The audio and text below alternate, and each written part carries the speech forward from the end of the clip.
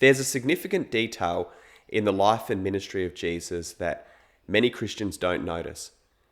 And it's right there in the text.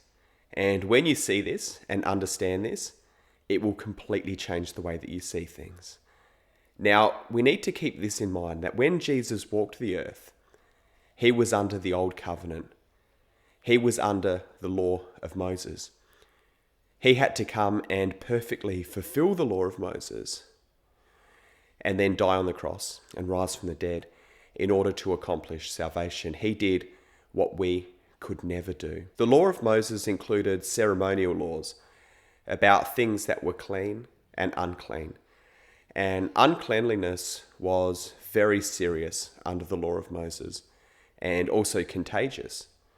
We see this, for example, with lepers. Leviticus 13:45-46, the leprous person shall cry out, unclean, unclean. He shall live alone. His dwelling shall be outside the camp. The Bible says that if anyone touched something unclean, even without knowing, they themselves would become unclean. Leviticus 5:2, if anyone touches an unclean thing, he has become unclean. Now keep this in mind, and we're going to have a look at what happens when a leper comes to Jesus begging for healing. We're going to see what he does, and I'm going to explain something to you that many Christians don't realize. Mark 1:40-42. And a leper came to him, imploring him, and kneeling said to him, if you will, you can make me clean. Moved with pity, he stretched out his hand and touched him and said to him, I will, be clean.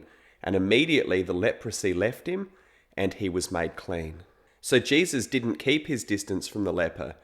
When the leper comes to him, instead of keeping his distance and not touching him, he actually reaches out his hand, touches the leper, and what happens? The leper is made clean.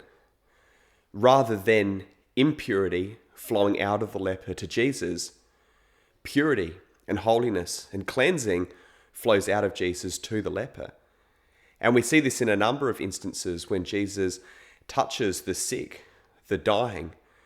What happens? Jesus isn't made unclean, but rather those people are made clean. Now, why is this? A question that might come up here is, wasn't Jesus actually breaking the law by touching these unclean people?